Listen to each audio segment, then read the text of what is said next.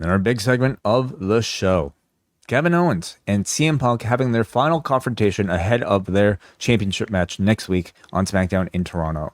Crowd, I would say, is really hard for them both.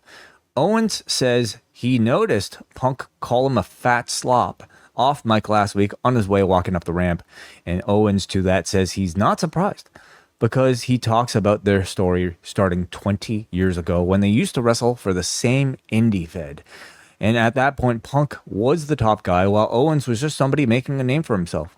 On that night, Punk berated and insulted and screamed at Owens in a locker room full of his peers. But Owens says it's not only that that's been bothering him for 20 years, it's the person you've been for the past 20 years. He talks about he says it's the things you've said, it's the things you've done, and it's the way you've treated good friends of mine. Punk comes up and says, which ones? I think you have to be a bit more specific. I'm pretty sure all your friends hate me.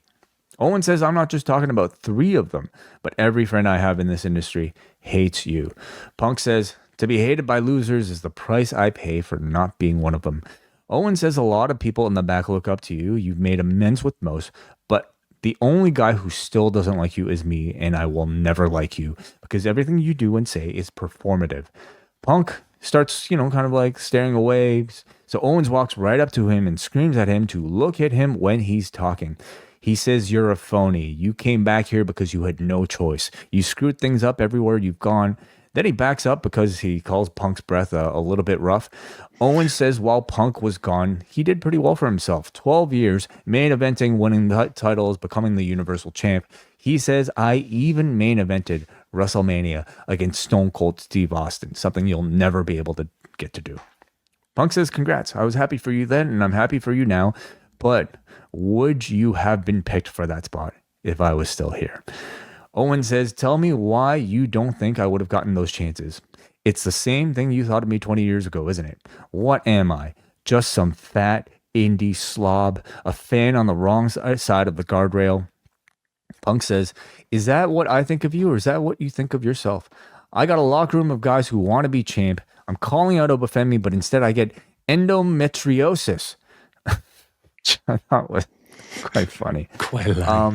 Owens jumps in, talks over Punk a bit, showing that this probably is a bit more of an organic and at least somewhat unscripted interaction.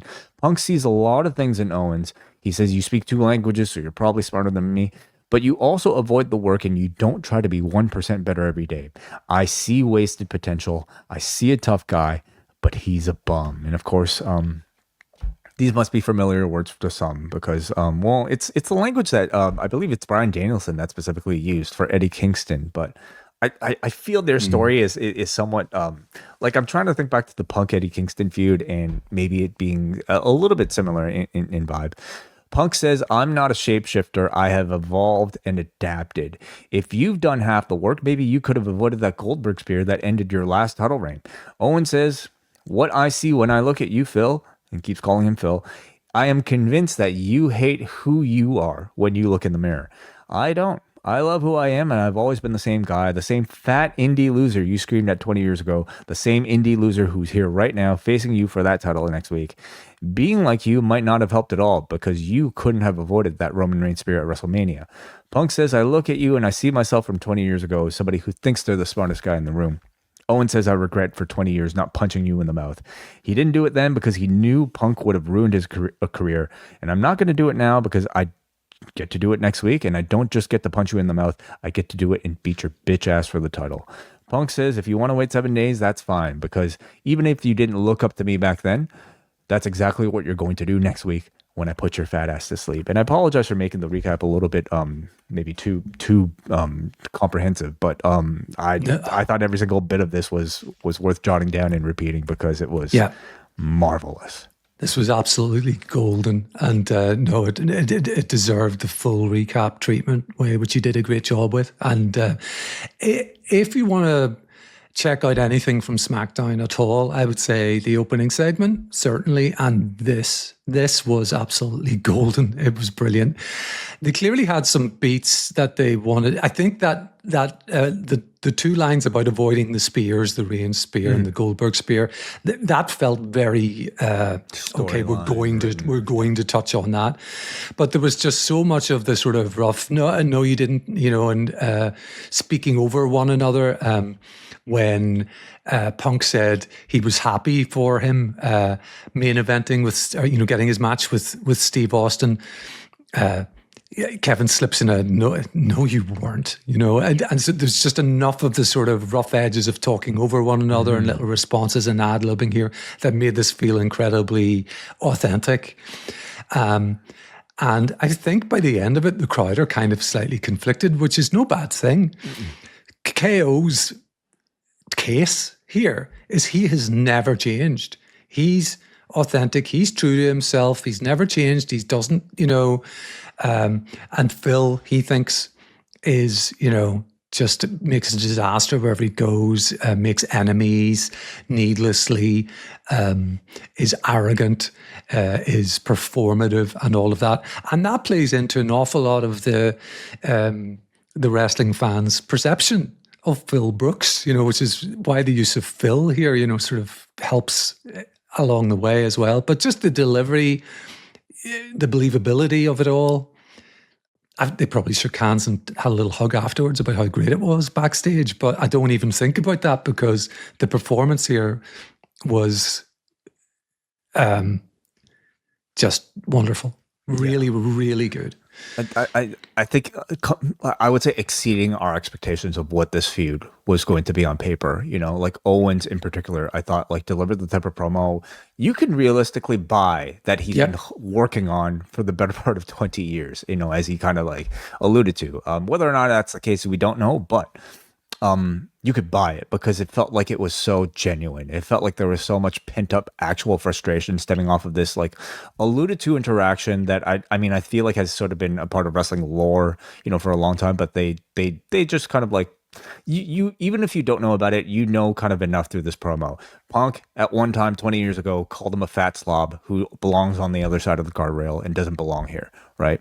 So he's been holding back this sort of like he's held this for a long, long time. And I thought they alluded to enough other sort of like happenings in their world that furthered the fuel as well. Of course, referring to All Brawl Out and his interactions with 3 specific friends of his. Yes. Which, I thought was a nice little addition to it that didn't necessarily like dive so deep into like all of that. Just mentioned it enough. By the end of this, I felt like Punk was put into a bit of. He has the tougher job here, trying to maintain some babyface appeal as now at this point, well, the guy in the company, the hand-picked guy, the guy who has, I would say, been given the opportunities that maybe others have not. He's in the position of power. He's the favorite. He's not the underdog.